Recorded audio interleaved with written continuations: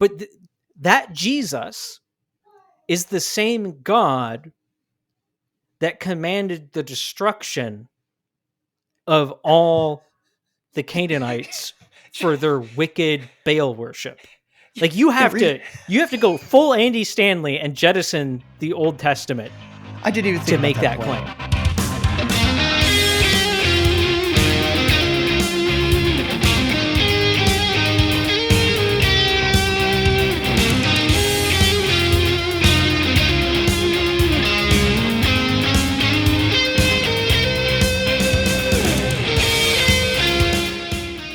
Welcome to the Wokepedia podcast, and the Wokepedia podcast is, of course, a ministry of enemies within the church, and you can find out more about them at enemieswithinthechurch.com.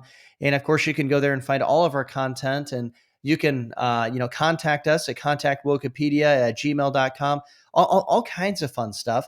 And when you contact us, we want to specifically know what are your thoughts on today's subject, which is religious liberty or religious freedom. Either one. What are your thoughts on religious liberty or religious freedom? But before we get into that, I got to say, I am glad to be joined, like always, with Kyle. Kyle, how are you doing today? I'm doing great today. I'm, it's a pleasure to be here. It's a pleasure to. Now, I know some people will be like, "Oh, you guys are co-hosts. You do this every week." So, like, it's still good to be here, and it's still good to be here with you, Sam. I appreciate that we do get this opportunity, that we have the freedom, to make something like this. Yeah, definitely. And the thing that I always think about is the people who are listening in are really missing out on the best part of the podcast, which is the pre-conversation. I mean, if they got to hear the theology that we broke down in Job just a little bit ago, I mean, they would be definitely coming back for more. But instead, they still have to come back for more. We hope, right? You're coming back for more. So. You're not just we've talked about. We've talked about recording the pre-show stuff and then trying to edit some of it, but I've put that off personally because I'm lazy, and that would be a massive amount of extra editing work. Yeah, that would be.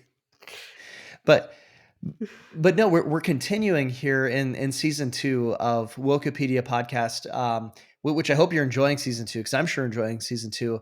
We're continuing though this idea of how the woke manipulate, and of course we do know that the woke manipulate in a lot of different ways.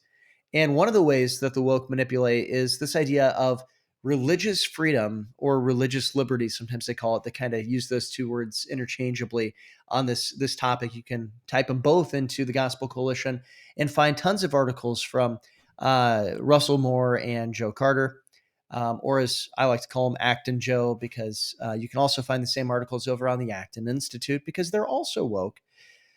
We'll get into that another time, though. But Kyle, have you seen this before, where the woke use this idea of religious liberty? Sam, I was in the Southern Baptist Convention. Yes, I have. Yeah, this is like the woke go-to in the Southern Baptist Convention. Like, this is, in video games, they have like a special move to go into, like finish somebody or something like that.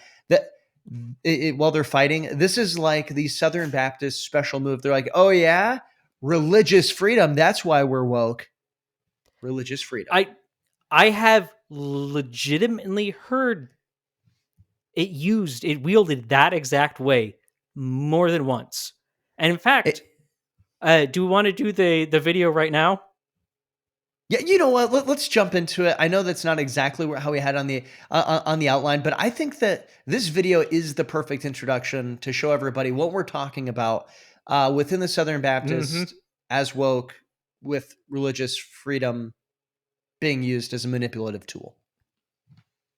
Yeah, we're not going to just talk about the SBC, but this is the example of what we were just talking about. We'll break it down. Right. Your question. Yes, my name is John Walford. I pastor Armorel Baptist Church in Amarillo, Arkansas, and I have a question for Dr. Moore. I would like to know how in the world someone within the Southern Baptist Convention can support the defending of rights for Muslims to construct mosques in the United States when these people threaten our very way of existence as Christians and Americans. They are murdering Christians, beheading Christians, imprisoning Christians all over the world. Do you actually believe that if Jesus Christ were here today that he would support this and that he would stand up and say, well, let us protect the rights of those Baal worshipers to erect temples to Baal? Do you believe that, Dr. Moore? You know, sometimes we have to deal with questions that are really complicated, and we have to spend a lot of time thinking them through and not sure exactly what the final result was going to be. Sometimes we have really hard decisions to make. This isn't one of those things. What it means to be a Baptist is to support soul freedom for everybody. And brothers and sisters, when you have a government that says we can decide whether or not a house of worship can be constructed based upon the theological beliefs of that house of worship, then there are going to be Southern Baptist churches in San Francisco and New York and throughout this country who are not going to be able to build. And the bigger issue, though, is not one of self-interest.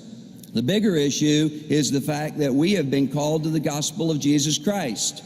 A government that has the power to outlaw people from assembling together and saying what they believe, that does not turn people into Christians. That turns people into pretend Christians, and it sends them straight to hell. The answer to Islam is not government power. The answer is the gospel of Jesus Christ and the new birth that comes from that.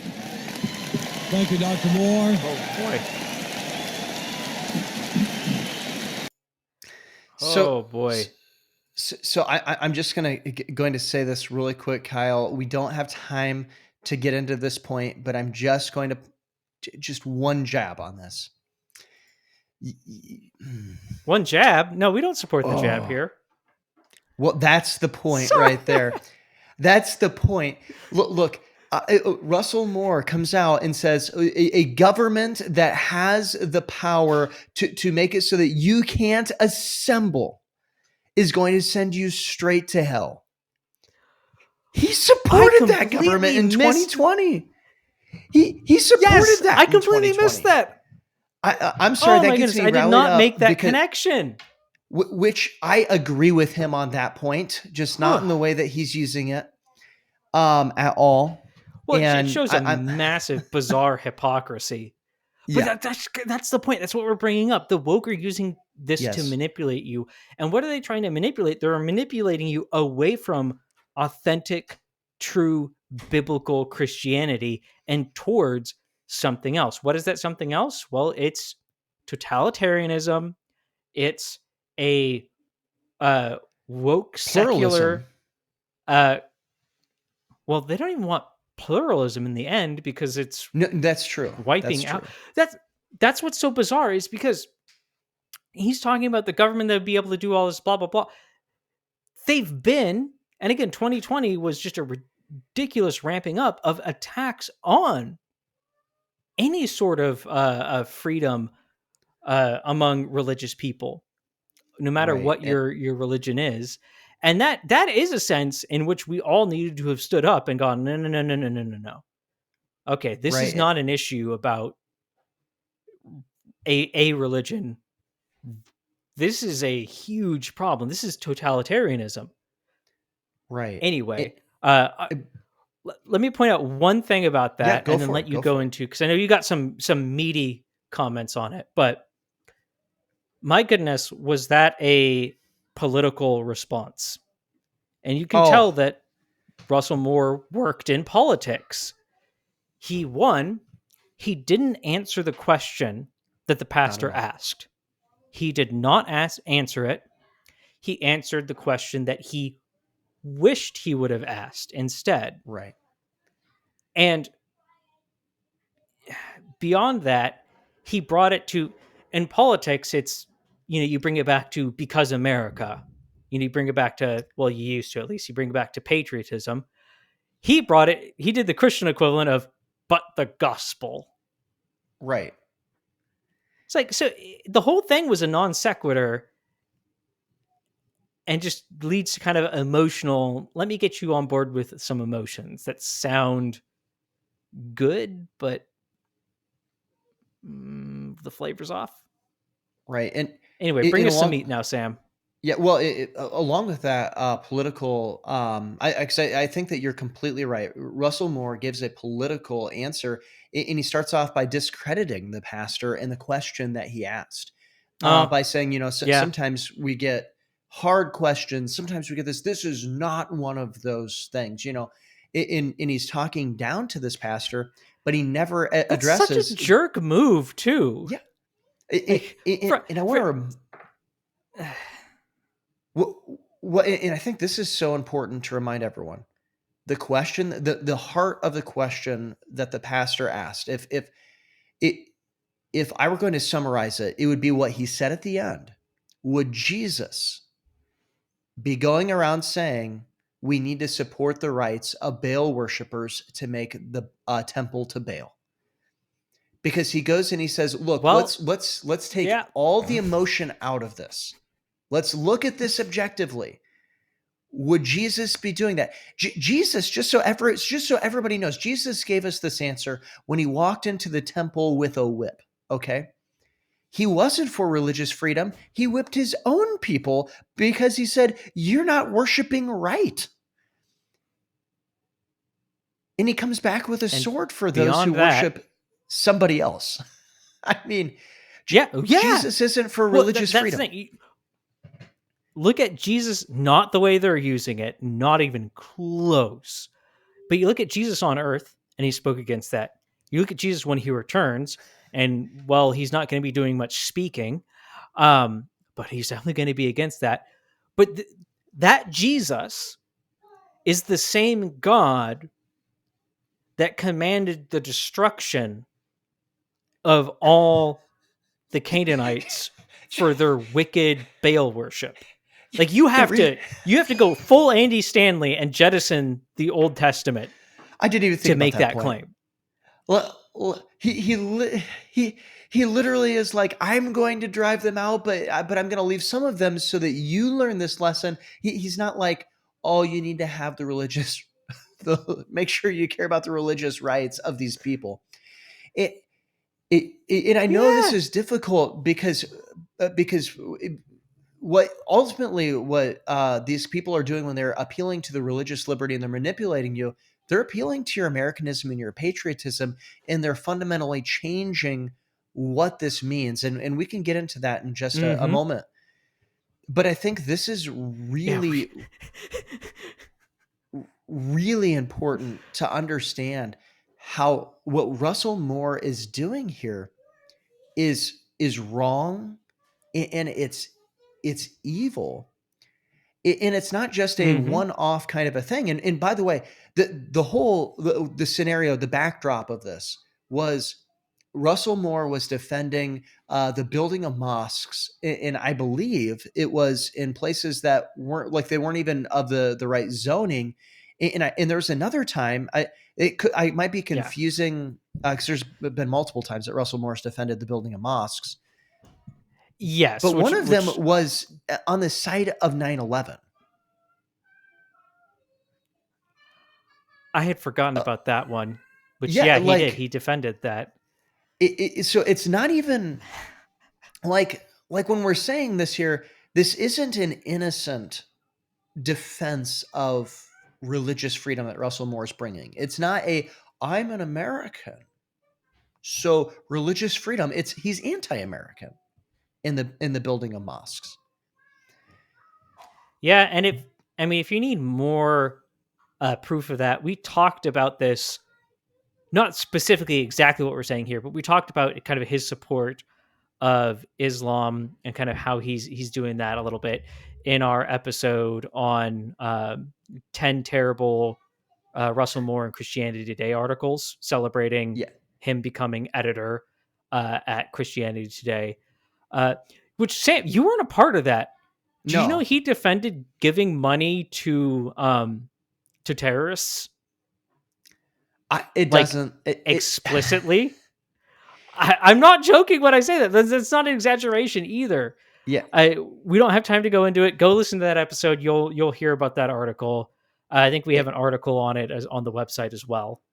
And when you do that, make sure you hit that subscribe button to our YouTube, because we got to say that, right? Smash the subscribe button, hit the like, give us 5 stars. I know Obliterate that's not that on bell YouTube or icon. anywhere. Okay. I need to say this, Sam. Yep. I apologize. You were right about something. Well, that's a first. iTunes or Apple does actually have a podcast rating system. You can rate the podcast itself. You can't rate individual episodes, but you can give a star rating to the podcast. So You give us win. those stars. Hey. But one of the things I think we need to talk about when we're looking at this breakdown of what Russell Moore said, because this is really important. And some of you, this is important for those who aren't Baptists, but also those who are Baptists. For those who aren't Baptists, that they need to understand the context. And those who are Baptists, you probably need to understand the context. What Russell Moore alluded to was, he said individual freedom and or soul freedom. Excuse me. He said soul freedom. And what he's referring to is the Baptist doctrine of individual soul liberty, which is really important when it comes to this idea of religious liberty and how they use this, specifically Baptists. But a lot of other people have joined onto this, because the Gospel Coalition and other things like that have become this conglomerate. And so they've shared doctrines. They really have. And They're Christian megacorp. Yeah, well, there's ministry Baptists, megacorp. There we go. There's like Baptists on the Gospel Coalition who are like, sprinkle baptism isn't that bad. Not like it's a distinctive, not like it's in the name or anything.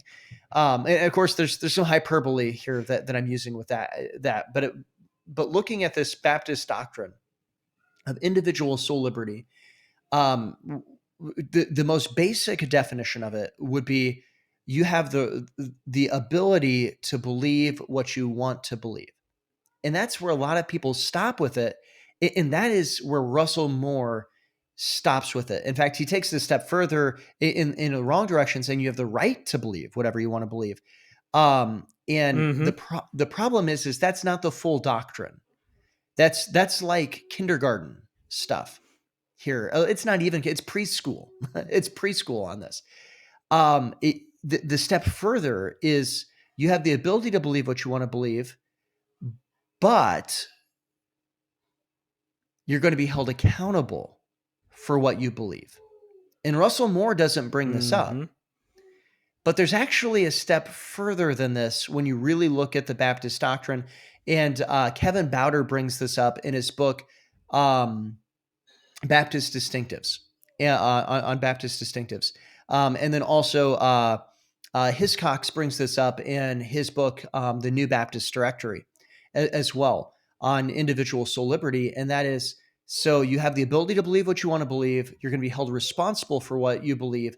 And the third thing is that you have the responsibility to believe what the Bible teaches. And so what it's saying ultimately is that you have the right to agree with the Bible.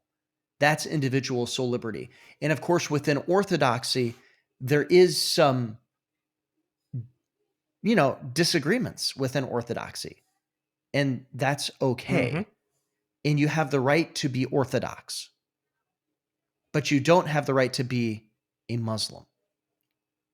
That gets you to hell. And what birthed, why did this idea birth in Baptists in particular, and kind of get developed in Baptists? Where does this originate? Like, why did this start in Baptists? Yeah, well, so I'm glad you asked that question. So I'm going to give this answer through reminding people of the story behind Patrick Henry writing or giving the speech, the inspiration for the speech. Is it "Give Me Liberty or Give Me Death"? Right. That speech from Patrick Henry. Yeah. Sorry, I blanked for just a second. He was watching a Baptist minister be whipped, and that Baptist minister ended up dying, and it was because he refused to get a preaching license from the Church of England. Well, why did he refuse to get a preaching license from the Church of England? It's because he had doctrinal differences with the Church of England, and one of the main ones was the mode of baptism.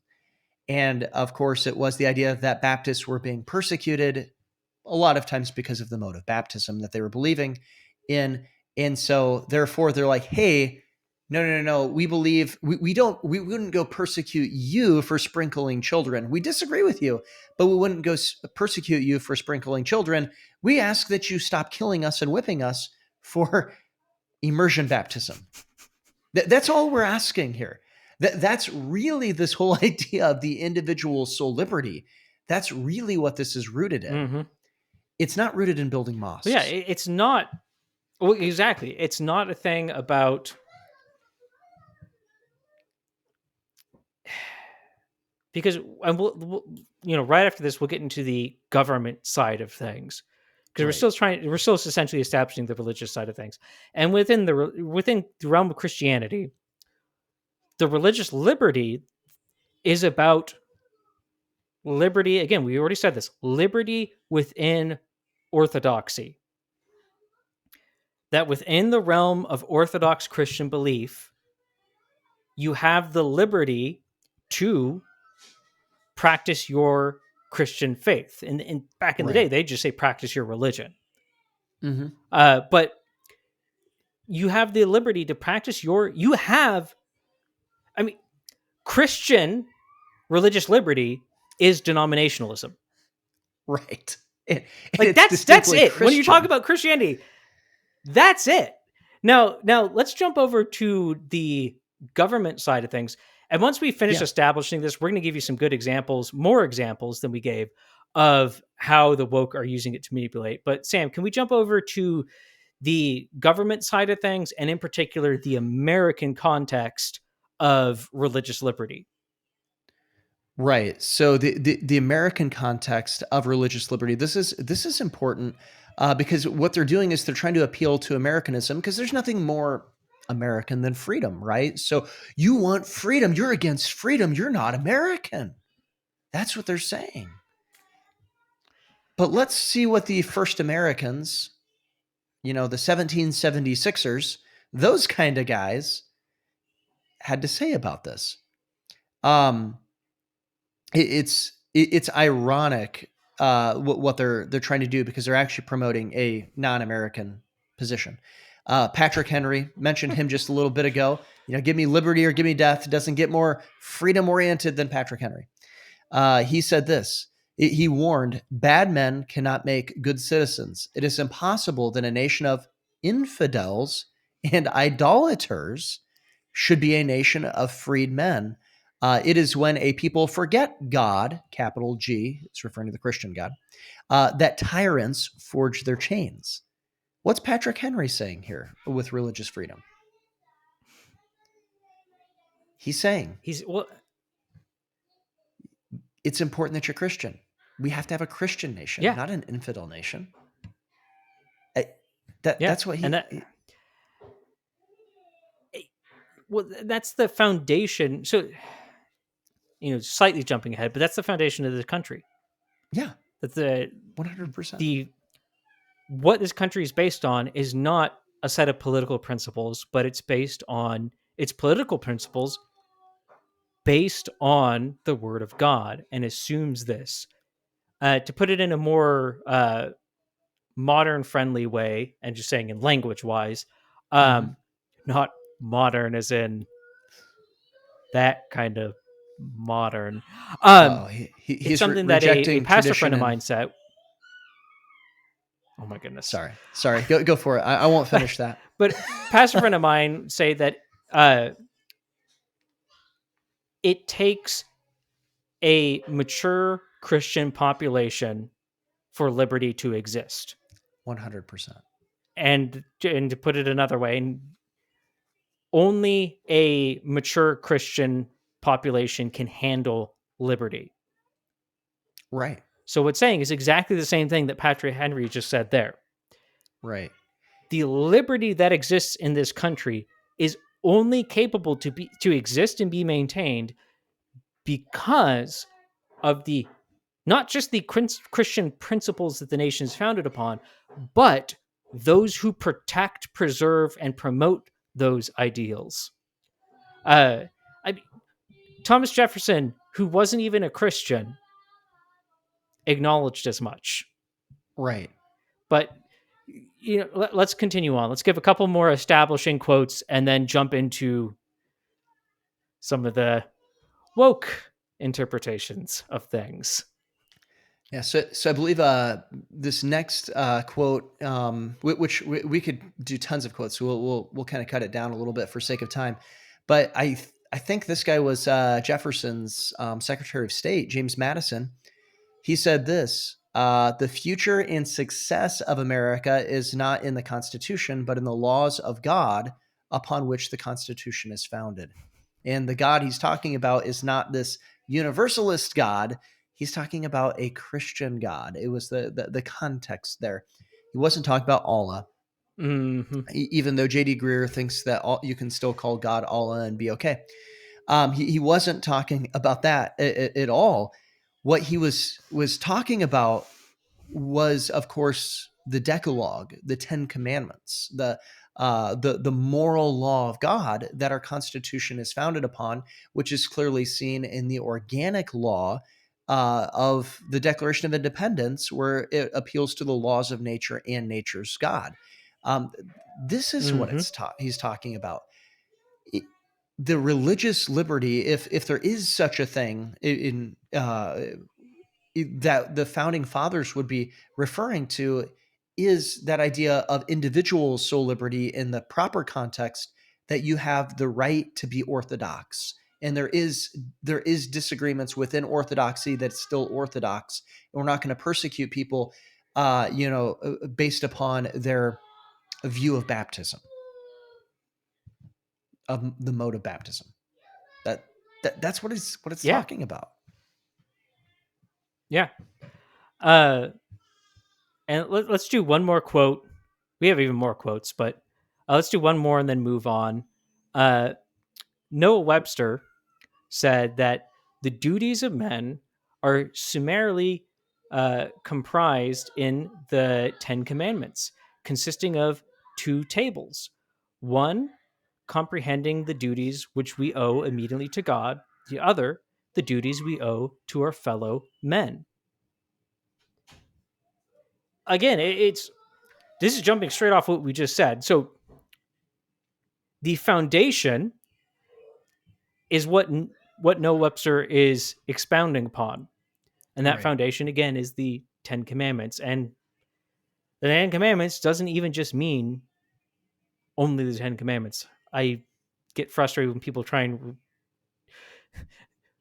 summarize that into, oh, no, we just have to have no, the Ten Commandments is a summation of the law. Right. All of God's law is contained within those. But he gets at that. You have the two tables within 10 commandments. You have our duty to not to Allah, not to Baal, not to Charles Darwin, not to Marx, but our duty that we owe to God and to our fellow man. And when you have those two established and in place, and you have a population that follows that, and again, a population that denies the God of the Bible cannot have the first half of that, there is where you have a properly just, functioning, healthy society. And in the context of America, you have a truly free society. Right. Now, we don't have time to go into what freedom actually means, because freedom does not mean anarchy. Right. But one thing I want to address, because I could see this probably coming up as a question. I know some people would also criticize, but I'm talking about the people asking an honest question. But what does that mean? And, we've been using them as examples this whole time. What does that mean about the Muslim? Does that mean that, if someone moved here who is a Muslim, that they should be arrested immediately, put in jail, and executed. That they have no freedom in that sense. Is that what's being said at all? No. And that's one of the ways that that this is absolutely. I think you're pointing something out that's really important. How the woke manipulate is that they bring forth a straw man as well. That's another way that they manipulate. Should we read a straw man? Yeah, go for it. I mean, there's several, but it's like a field of scarecrows here. There's so many straw men, but do you have one in particular that we that you want to go to? Well, should we just go in order through talking about Yeah, Joe Carter's opinions on this? yeah, The yeah. straw man really kind of comes in all over the place, but Right, and it's this is like really one of those things where it's the boogeyman in the closet. In fact, it might not even be straw manning what they're doing. They are trying to do the boogeyman in the closet of oh, if you're not with me on religious freedom, we're talking about, all of a sudden here we're going to have these people in shackles and chains and all of this and that.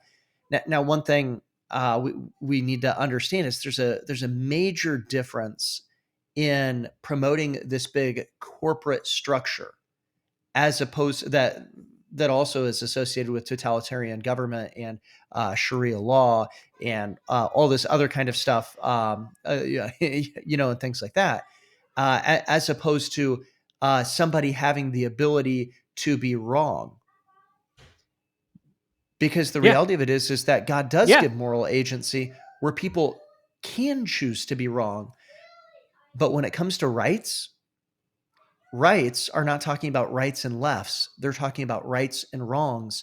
And so you don't have the right to be wrong. You might have the ability to murder someone, but you never have the right to murder somebody. And mm-hmm. that's something that's really important for people to understand. I don't think they do a lot of times, just because we so flippantly use the word right. But let's get into Joe Carter, because Joe Carter's a Yeah. political guy. And we're not supposed to be, too rabbit traily here. So let's start off here. Joe Carter, and this is from an article that he wrote in the Gospel Coalition, on the Gospel Coalition, and it's an explanation of religious freedom. And this is his definition of religious freedom. One of his definitions. He gives three, all building upon one another in this. Religious freedom is the right given by God and granted by the First Amendment of the U.S. Constitution that allow which. Okay, I'm sorry. I Just keep reading. Just keep reading. just keep reading. Okay, Stay calm. Just read. that allows individual people or groups to practice religion, or to practice religion, no religion at all, both in private and also in public, with a minimal amount of interference from the local, state, and federal government. The Constitution and other federal and state law protect this right to determine both what we believe and, in a more limited sense, how we act on those beliefs.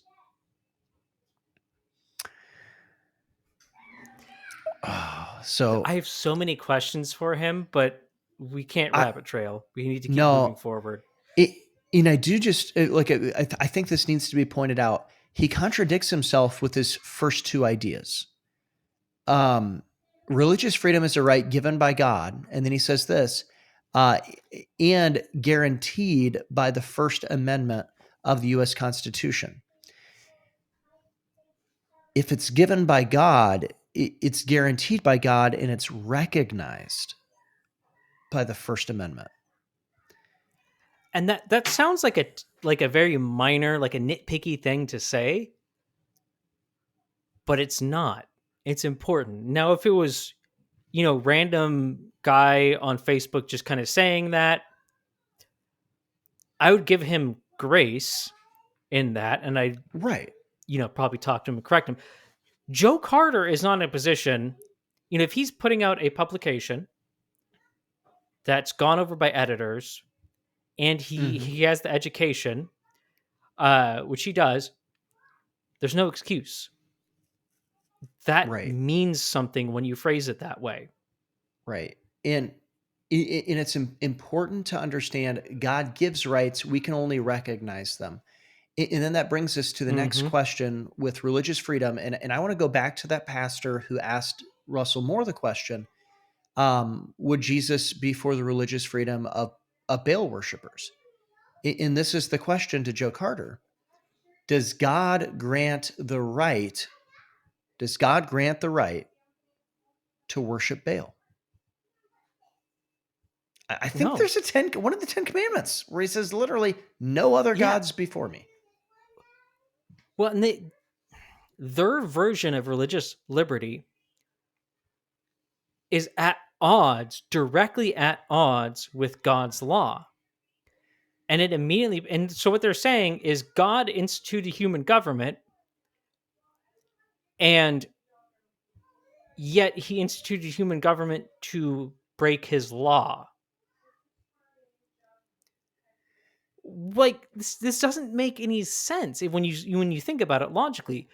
But that's where the language that he uses is important. Who is the guarantor? The guarantor is not God, guarantor is the state. He has flipped the order Right. of things. So the state comes before God, the state comes before, man's law comes before God's law. Therefore, it's not a contradiction because man's law is now the higher of the two laws. Right. And That's dangerous. it's statism. What's worse is it's statism, and it's going to only ever suppress Christianity. Right. And When you empower the government in that sort of way, it's acting in opposition to religious liberty. right. And I want to get your take on this because this is a theme that keeps popping up in my mind while I'm reading what they're saying. Because you're exactly right. It's in opposition to God's law. And so here's my question for you, Kyle. In the way that they're wielding religious freedom, are they actually just pushing a subjective morality? Is that ultimately what they're pushing? Well, yeah, I mean, they have to be because immediately, by definition, they are because they've uprooted God's law. It is no longer universal, it is no longer the standard. Therefore, it by definition has to be subjective. But it's worse than that because the way that they're wielding it, which sounds, they talk in solid language and they make it sound like it's something solid, but it's a house of cards. And it's what you pointed out much earlier about Russell Moore and the hypocrisy of his defense of religious liberty and then him supporting the totalitarianism of the government during all the 2020 nonsense and shutting churches down. Right. Hey, it's not even internally consistent. No, but I think you touched as to why it's not internally consistent. They have flipped to where man's law is above God. Is Mm-hmm. the state becomes the guarantor. What they're ultimately saying is that the state is their God. They're ultimately Yeah. worshiping the state, and so I think You that could almost that's say that they're worshiping the creature and not the creator. hmm. Oh no! Is that the part of the decline of a society? Hey, God just Ooh. whispers about this. Oh no. God just whispers about this, Kyle. Um. Anyway, uh, we talked about straw men before, and here's where Joe Carter really jumps into the straw manning, the other side. This is once again a quote from the Gospel Coalition, an article, and this is apostasy, laws, and religious freedom. And this is this quote: apostasy and blasphemy laws which are in effect in about 40% of the countries in the world, show why we should support religious freedom for all. These laws were most common in the Middle East and in North Africa, where 90% of countries, 18 of 20, have laws criminalizing blasphemy, and 65%, 13 of 20, outlaw apostasy. Do you, as a Christian, oppose apostasy and blasphemy laws? For most of us, the answer is straightforward and obvious. Of course, we oppose such conscious restricting laws, but a surprising number of Christians vocally oppose religious freedom. They would have to admit, if they are being intellectually consistent, that they have no basis for opposing government enforced prohibition on apostasy. Now, just quickly, let me state this, because one of the things, he's still appealing to Americanism. America was founded with blasphemy and Sabbath laws, which would be, I guess, apostasy laws, you could go and say, in some aspect. And so he doesn't quite understand America, for one. But the other thing that people don't understand is, like, the blasphemy law, for instance, it's not saying of the blasphemy laws that America had, it's not saying that you couldn't go and blaspheme God, actually, in your own home by yourself. You could go in your basement, and that you could go and blaspheme God until you're blue in the face. Perhaps God would strike you dead. Who knows? But there wouldn't be a crime that had occurred in the public state law. It was once you did it in the public, and specifically you made a basically a riot out of this, because you had people who loved Jesus Christ so much that they said, you can't say that about my God. And they got rallied up, that they would go and say, well, who is the instigator? Well, it's the one who's going against the fabric of society and that we are built upon. And Should they're I, the should I ones. point out? Yeah, should I point out something? Sure. By all of that definition, and even by his definition, we have anti-blasphemy laws in the United States. Called slander. I was going to say hate crimes. Oh, hate crimes. Yeah. 100%. Yeah. You're right. If you go up to, and it's never against Christians. You can't. Mm-hmm. Again, that's where they're just revealing who their God is. The Marxism comes in. Yeah. But if you walked up to a Muslim and said something, I don't know what it is, but say something highly offensive about Allah. Muhammad, or it just have a drawing of Muhammad and just show it to a Muslim, go up into a mosque and show it to them, and they beat you up. At the minimum, you would get charged with a hate crime. Right. At a potentially they might get this some amount of penalization for assault, but it probably would be pretty minor. But still, that is, by everything you just laid out, that is an anti-blasphemy law. Right. There is a religion established in this country at this point that is codified into law and protected with anti-blasphemy laws, and just happens to be everything opposed to Christianity. So, Joe Carter, what you doing, man? you've created the system that is attacking you. Right. And so, but where the straw man comes in, and this is the amazing thing to me, Carter is basically claiming that if you don't agree with him, that we need to have religious freedom, that we need to be, supporting, because he goes and he supports Russell Moore's view of mosques, a building and stuff like that, directly quoting Russell Moore in a positive way on this kind of a thing. He's going and saying, you're an inquisitor. This is the Inquisitions. That's what he's stating. That this is a straw man, that you're going around and you're like, ooh, did you say gosh? Well, we're going to cut your finger off now. That's the ridiculous thing, that he's trying to go around and get to. It's a straw Mm-hmm. man. Even the hardcore people who would want these blasphemy laws and stuff like that. And when we had blasphemy laws on the book, they're not what he's trying to say that they are, and it's not in the same way that the Islamic blasphemy laws are, which are the ones that, with all irony, he's citing those nations in the Middle East. They're not Christian nations in the Middle East. North Yeah. Africa, they're not Christian nations. They're Islamic. So let's build mosques. What? But yeah, that's the same part. It's like he's saying that is because what he's critiquing there is not the country themselves. These are Islamic nations. Right. They're not the Islam. The religion is not distinct from the governance. No, it's complicated.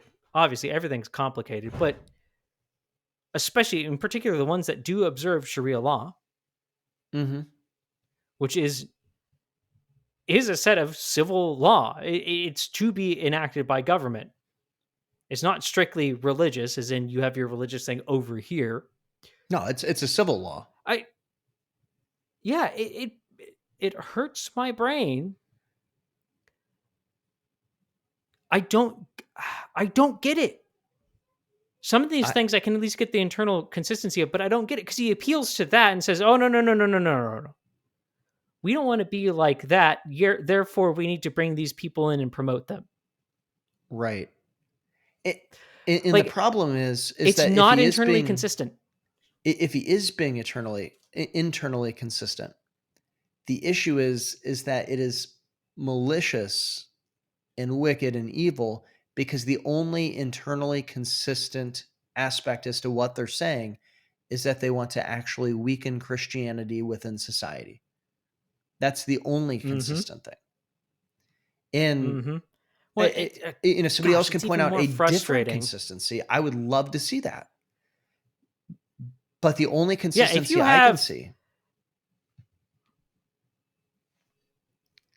Yeah, I mean, if you have opinions, if you have things, if you think we're wrong on that point, contact us. We want to bring more clarity, not less clarity. Where can they contact us? We're willing Kyle? to engage with people. Ooh, they can go to contactwokepedia@gmail.com. But Jimmy, it blows my mind because these are people that, I think, to go back to that pastor, he was not very elegant in the question that he brought forth to Russell Moore. Russell Moore was, in his response, flowery, flowing. We're going to make this something positive. You can just see the flag starting to wave behind him. You can. And yet that pastor brings up a phenomenal point, because these people aren't just, when it comes to Islam, these are people that have Islam will kill Christians. Yeah. It will. Mm-hmm. Yeah, there are peaceful Muslims, but they're Muslims that aren't being fully consistent with their religion, with what's commanded of them. So don't use the inconsistent ones. But it hurts so bad because, Sam, where is Judd right now? He's over in Nigeria. Yeah, he's over in Nigeria. And, seriously, go to equippingthepersecuted.org and help them. And what's he doing? He has, what was it, 4,500 people? A city's worth of people, Christians, that have seen their families and friends butchered by Muslims. Right. And now don't have a place to live. No one is helping them. Like, it hurts. It makes me want to just start weeping. Right. To see Christians then go, oh, well, religious liberty means that. And here's a big distinction. religious liberty doesn't mean in the government context of, yeah, you technically have the it's so hard to use the language because they use it so poorly that you have to uncover layers and layers and layers. But no, the government shouldn't be persecuting anyone for their religious beliefs. And I mean like legitimate persecuting. You have the the government is not the judge of someone's soul. It is God who's the judge of someone's soul. So no, Muslim moves here, they shouldn't be executed. They have the ability to be wrong, though the government should not be promoting that. What they're doing is turning religious liberty into the government promotion of religions. In this case, it's the government promotion of Islam. And that's what that religion does. Right. Is it slaughters people. I think you make a really good point, Kyle, when you say that they have the ability to be wrong, and then also when you say that the government shouldn't be coming and saying, okay, we're just going to execute them. It's that they have the ability to be wrong inwardly, but if you're going to be inside of a Christian nation, a nation that's built upon Christian foundations, externally, you have to commit to the civil and moral standard of the United States, which should be reflecting of a Christian nation, and or of Christian principles, Christian law, as James Madison pointed out, that it's not the Constitution but the laws of God that are behind the Constitution that'll ultimately lead to our success. And it's this principle that I think is so key. And I think there's just a couple of helpful things for people for us to point out, for people to really think through this. The first one is the government is called a minister of God in Romans 13. They're called to be a minister of God, which is the same word that's used as a deacon there. I don't think that it would be appropriate at all, and I don't think that this is, a stretch to say this, Kyle, for a church, a Baptist church, or any church for that matter, but specifically because we've been dealing with a lot of Baptists here, to have a Islamic deacon. Do you think that would be okay? No. Despite what some modern churches think, no, that's horrifying. Like we can see that and go, yeah, that's wrong. That would be wrong for a servant within God's church to be someone that hates God. In the government should be a minister of God, which means upholding the justice that God has set forth. That's specifically what it's talking about, which means that they have to, at bare minimum, agree with the justice that God puts forth, which is different than other religions. There's no religion that has the same justice system. Well, and when we say justice system, we're not talking about some sort of civil legal justice. No, we're talking about what is right, what is wrong, what is man's moral responsibility. If we are Christians, if you are someone who is a Christian, that is a fundamental thing, that God is perfect, therefore his law is perfect. Therefore what he declares is right is right. What he declares is wrong is wrong. If you are outside of God, if you hate God, you will not have that correct. And so if you're put into a position of power, you will automatically be unjust. Now you'll get somebody that's more unjust, and you'll get someone that's less unjust, but they're going to be automatically unjust. Right.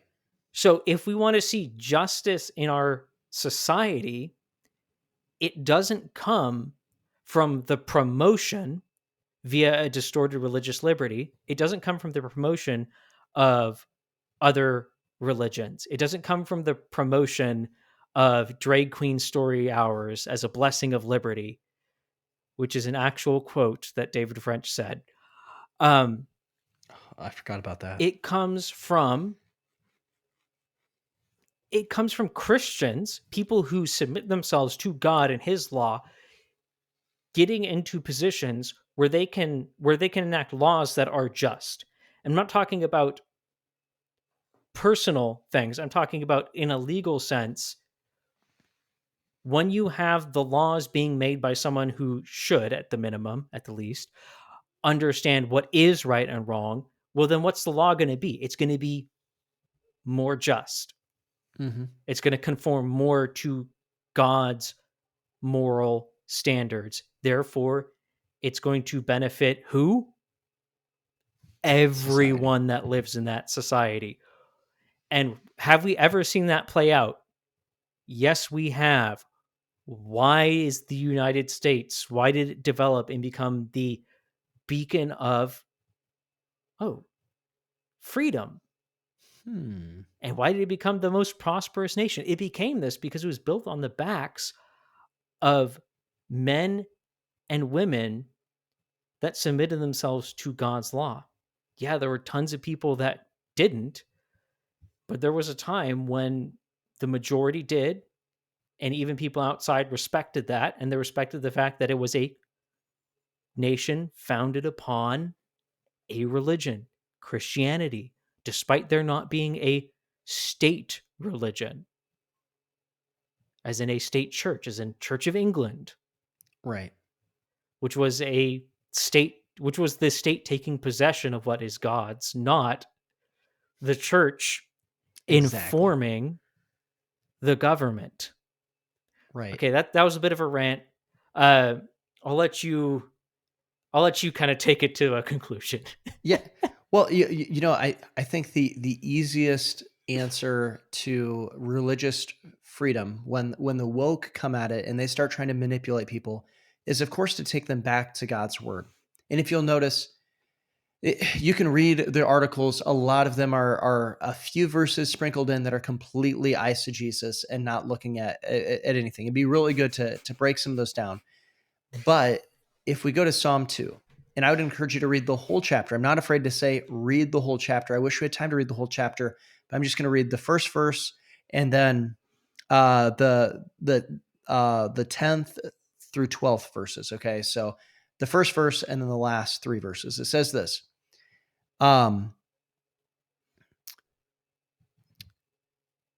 Why do the nations rage and the peoples plot a vain thing? Okay. And specifically, if you're reading the King James, it says, why do the heathen nations rage? Okay. And it comes down to verse 10 now. Now, therefore, be wise, O kings, be instructed, you judges of the earth. Serve the Lord with fear, rejoice with trembling, kiss the Son, lest he be angry and you perish in the way, when his wrath is kindled but a little. Blessed are all those who put their trust in him. It starts off asking a question about heathens, about the pagan nations. Why do they rage? It ends up going insane because they cast off God's law. They cast off God's cords. And then there's some prophecy that's in here. But God gives them instructions. The heathen nations, he gives instructions. What are his instructions? Serve the real God. Trust in the real God. Kiss the Son, which is referring to submit yourself to Jesus Christ. What is it saying? Not go build a mosque. It's saying go build something for God. That's what it's going and saying. God's answer to religious freedom is you have the right to believe in Jesus Christ and to repent of your sins. That's what his answer is to religious freedom every single time. What do you think, Kyle? And that's the problem. The woke don't go and root themselves on the word of God and then derive their views from there. They look out into the world and derive their views, then go to the word of God. Right. And whether, some of these people are insidious. They are evil. They're wolves. They are wolves. They know what they're doing.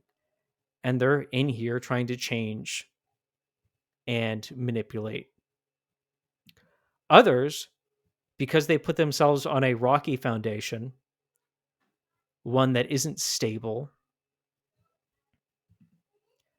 they're just at the mercy of what they see in society.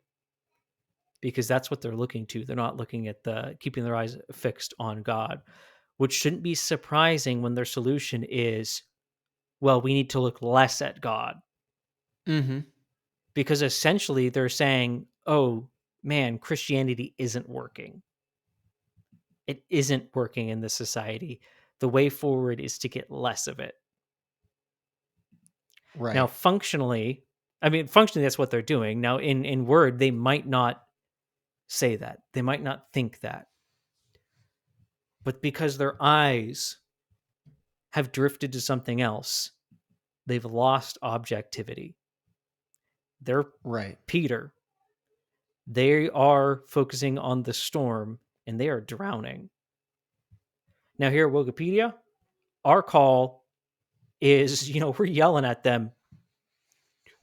Turn to Christ. Turn back to Christ, and he will pull you back up. He will put you back on firm foundations. Well, I think on that note, everyone needs to email us at contactwokepedia@gmail.com. Let us know what you think of the podcast. And of course, you need to check out enemieswithinthechurch.com. You need to click that red donate button. And of course, you need to keep standing for the truth.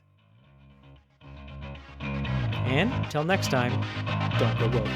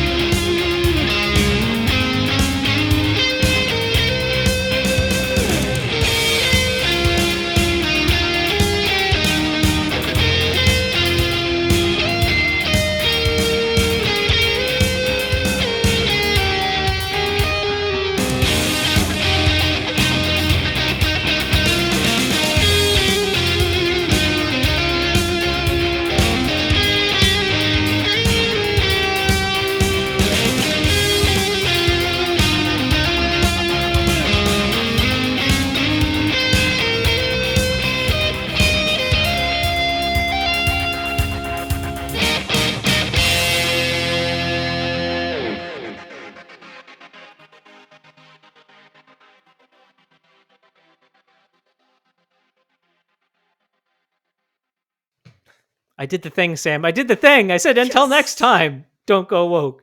I implied that there is a time you should go woke.